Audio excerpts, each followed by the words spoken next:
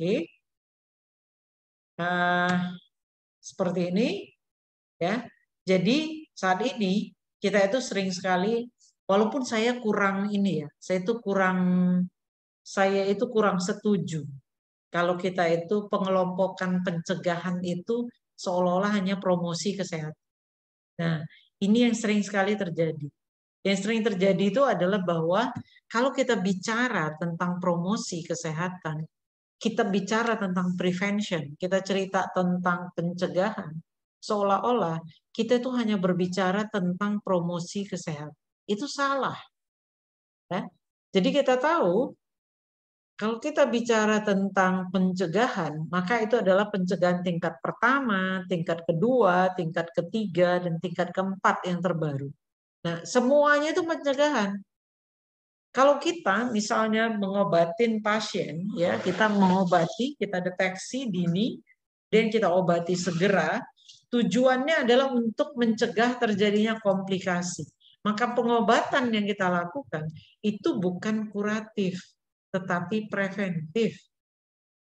Preventif untuk apa? Untuk mencegah terjadinya komplikasi.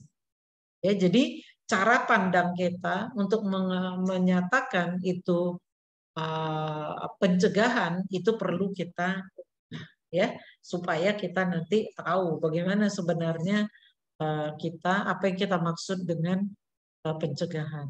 Nah, ini promosi kesehatan, kita melihat ya, promosi kesehatan ini adalah untuk meningkatkan tidak hanya fisik ya, tapi juga psikologis. Jadi bagaimana kita memberikan promosi kesehatan itu adalah untuk kesehatan secara psikologis ya. Ini kita lihat definisi kesehatan. Nah, WHO mengatakan keadaan kesejahteraan fisik, mental, dan sosial. Jadi bukan hanya tidak adanya penyakit atau kelemahan. Ini definisi kesehatan dari WHO. Jadi keadaan sejahtera, baik badan, jiwa, sosial, itu untuk kita bisa hidup produktif secara sosial dan ekonomi, itulah yang disebut dengan sehat. Jadi kalau kita misalnya fisiknya sehat gitu ya, tapi kemudian kita itu depresi gitu, stres kita.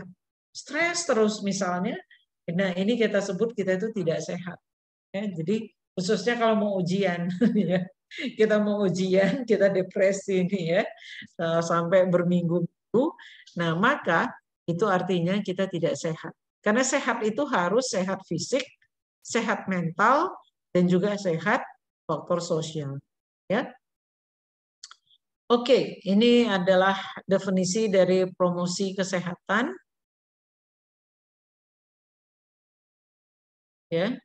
Kemudian kita lihat lagi di sini, ini adalah tujuannya. Ada yang tujuan program, ada tujuan pendidikan, ada tujuan untuk perilaku. Ya, kita tahu untuk perubahan perilaku itu ada berbagai cara. Jadi mungkin kalian sekarang sedang menyusun skripsi itu tahu mengenai teori Lawrence Green. Ya, jadi Lawrence Green, faktor-faktor apa yang mempengaruhi perubahan perilaku seseorang. Ya, kita lihat di sini adalah hal-hal yang bisa. Nah, ini tujuan kita untuk promosi kesehatan, bisa mengubah perilaku baik individu maupun masyarakat di bidang kesehatan.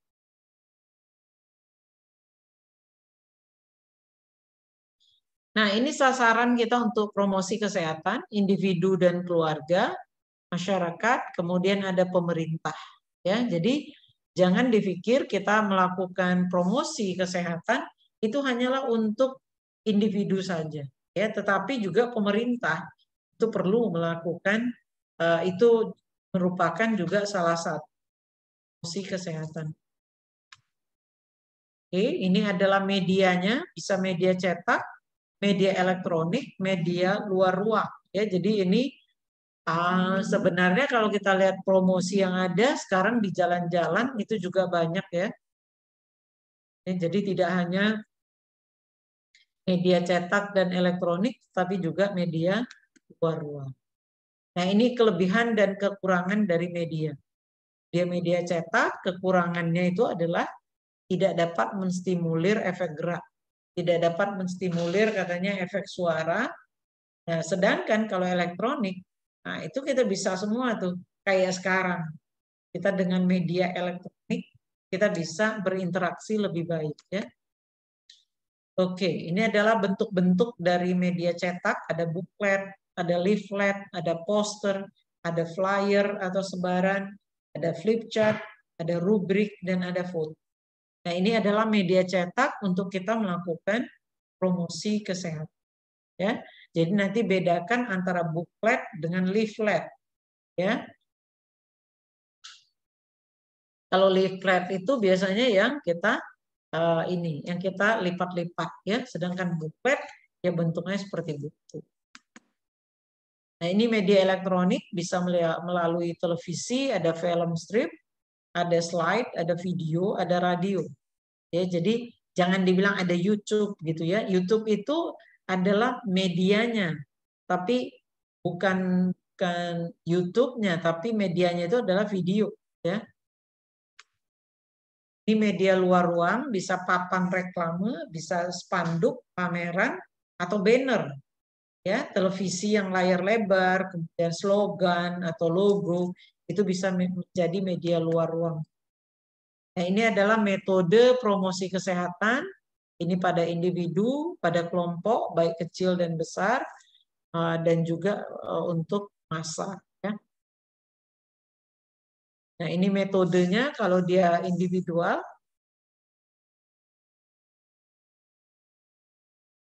Kalau individual kita lihat nih bisa ada bimbingan dan penyuluhan. Ada juga bentuknya interview. Ya. Kemudian ini ada metode kelompok besar dengan ceramah ataupun seminar. Kemudian ini ada yang kelompok kecil. Kelompok kecil itu yang kalian sering lakukan, diskusi kelompok. Kemudian ada juga brainstorming. Kemudian kita bilang snowballing. Jadi makin lama makin besar ya. Ada kemudian buzz group. Kemudian ada permainan peran atau role play. Ini juga metode kita. Ya. Nah, ada demonstrasi, ada games, ada kemudian permainan simulasi. Ya, ini adalah metode kelompok massa. Ya, kita lihat di sini ada ceramah, misalnya webinar, ada talk show, ada simulasi, ada tulisan. Nah, pada hakikatnya ini semuanya promosi kesehatan. Ya, jadi kita sering berpikir kita webinar, padahal itu masuk di dalam promosi kesehatan. Di promosi kesehatan itu merupakan upaya untuk meningkatkan masyarakat dalam mengendalikan faktor-faktor kesehatan. Ya. Jadi ini tergantung sasarannya siapa dan tentu saja akan disesuaikan metode mana yang paling cocok untuk kelompok tersebut.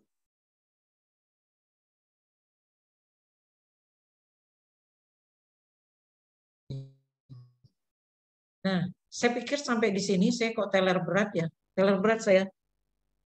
Tadi saya baru ngajar langsung dari airport langsung ngajar teler saya.